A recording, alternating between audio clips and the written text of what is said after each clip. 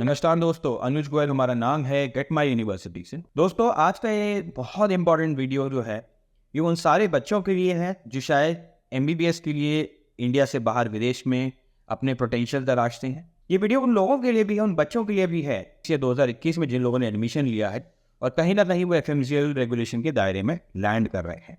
दोस्तों, national medical commission का जो रोल है, रिस्पॉन्सिबिलिटी है, हम सबको मालूम है ऑन पेपर क्या है, बट रियलिटी में मुझे लगता है this is I personally don't mind saying it's a national confused commission.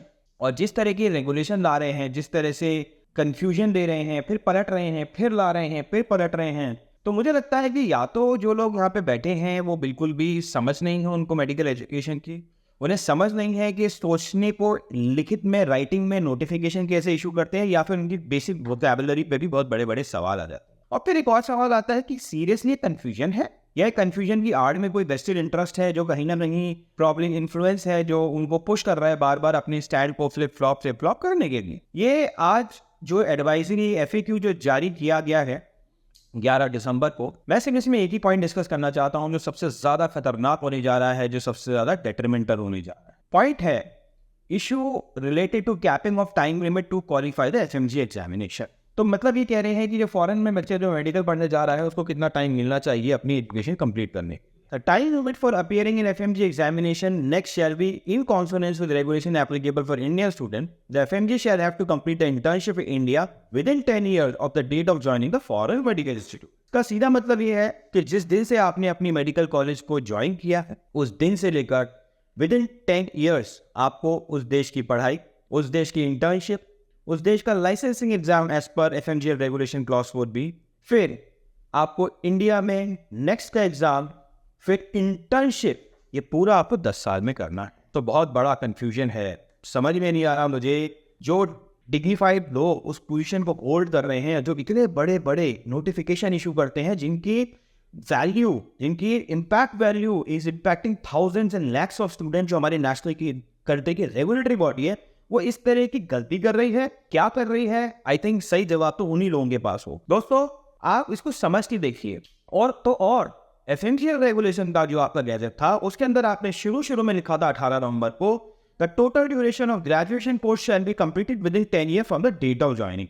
तो 4 नोटिफिकेशन, 4 अलग अलग इंटरप्रिटेशन, और ये तो बहुत ज्यादा हो गया कि 22 तारीख को जो आप नोटिफिकेशन दे रहे हैं, राइट, उसमें आप कह रहे हैं 10 साल हम एक्स्ट्रा देंगे, और अब आप कह रहे हैं कि 10 साल टोटल देंगे।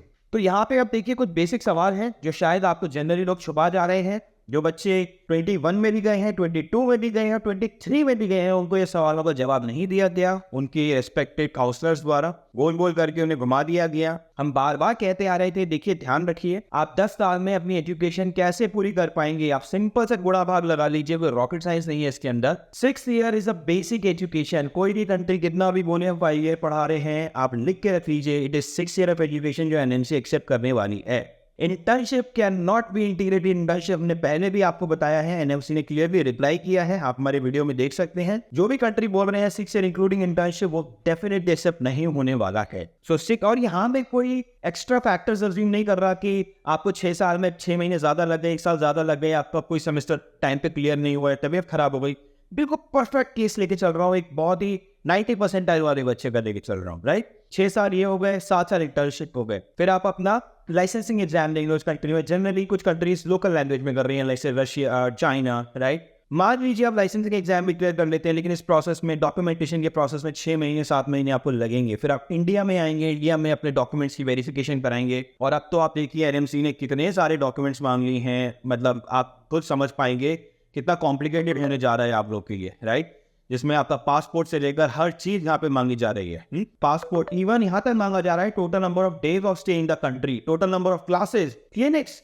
आपको दिखाना पड़ेगा कि हर जो मेडिकल कॉलेज में आप जा रहे हैं उनका अपना हॉस्पिटल है, किस लेवल का हॉस्पिटल है, प्रैक्टिकल ट्रेनिंग आपने कितनी की है, किसके डिसिप्लिन में किया, कितने घंटे आपने पढ़ाई की है।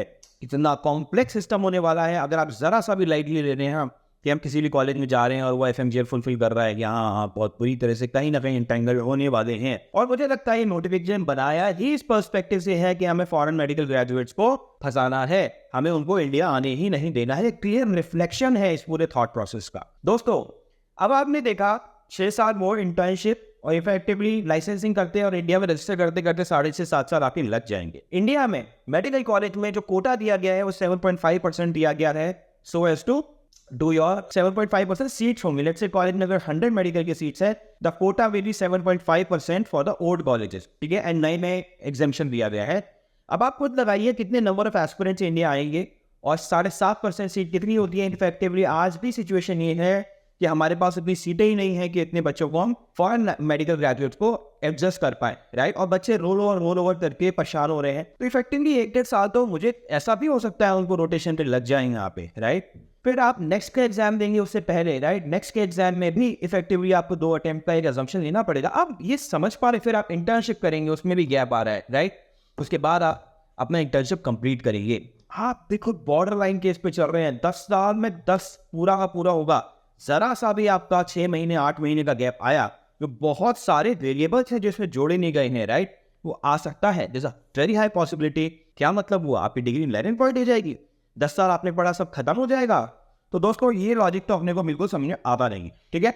दूसरा, इससे बड़ा जो डेंजरस चीज जो बार बार आपको बोलता आ रहा हूँ, CBME, ये।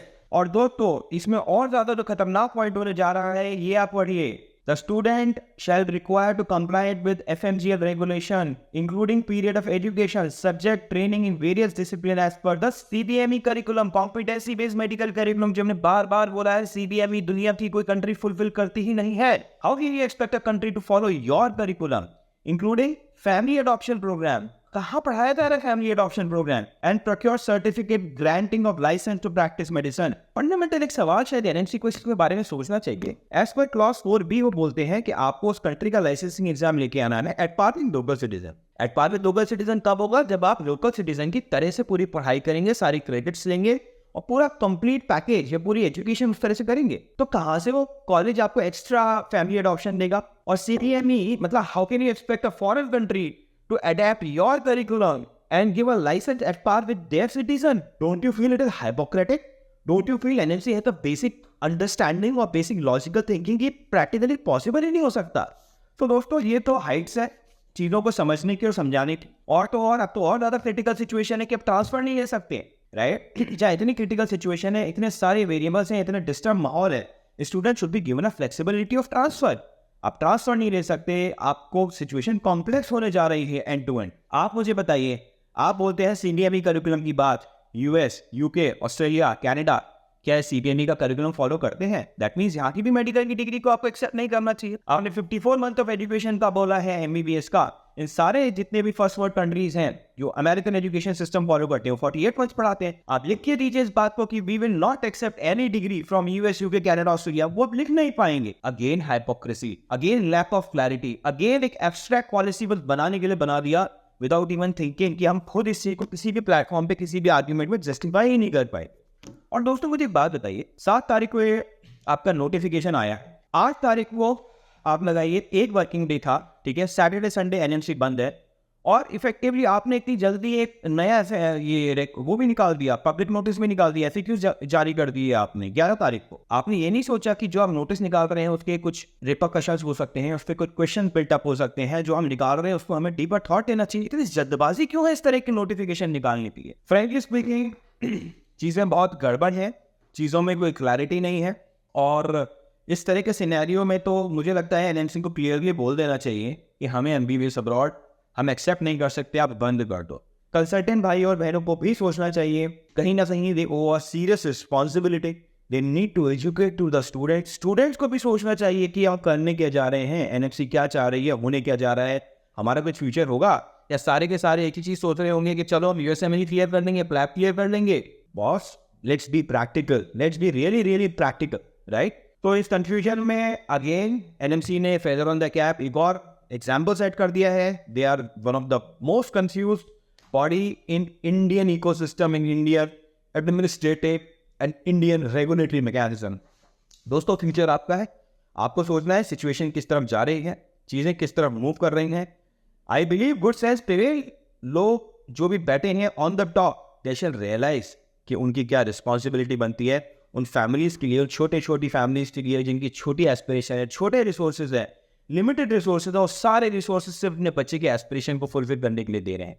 ऐसी जनरेशन प्रोड्यूस करने जा रहे हैं जो फ्रस्ट्रेशन के, और वो भी वो जो मेडिकल पढ़ना चाहते हैं, उस लेवल के थिंकिंग, उस लेवल के डेडिकेटेड बच्चों को हम फ्रस्ट्रेशन के ऐसे कुएं में धकेलने जा रहे हैं. I personally have my personal sympathy with the whole system, with ecosystem. बहुत लड़ाई की, बहुत सब कुछ किया, and this is the outcome that is really coming. बाकी जिसको कमाना है कमाते रहिए, कोई दिक्कत नहीं है. बट आप ये सोचिए कि किस ग्राउंड पे और किस कंडीशंस पे आप अपनी कमाई करना चाहते हैं. हमने बहुत कमाया है, थोड़ा सा कोशिश करिए इन बच्चों को एजुकेट करिए. आई थिंक वो आपकी मॉरल रिस्पॉन्सिबिलिटी भी बनती है. और कुछ अगर छोटी मोटी वैल्यूज़ भी हैं तो उनको आपको ऑनर करना चाहिए. इस सिचुएशन में आप अगर अपने बच्चे को भेज सकते, आप खुद से सोचिए as a counsellor, as a consultant, क्या आप अपने बच्चे को भेज सकते हैं? अगर हाँ जवाब है तो बिल्कुल भेजिए, पॉइंट्स के साथ भेजिए. नहीं है तो सोचिए एक बार को कि आप कर रहे हैं तो क्या कर रहे हैं, सही कर रहे हैं, गलत कर. Thank you guys, thank you very much. ध्यान रखिए और इस कंफ्यूज बॉडी को उम्मीद करिए कि जल्दी से अकल आए, समझ आए और ये लोग कुछ ना कुछ अच्छा करने की कोशिश करें. Thank you.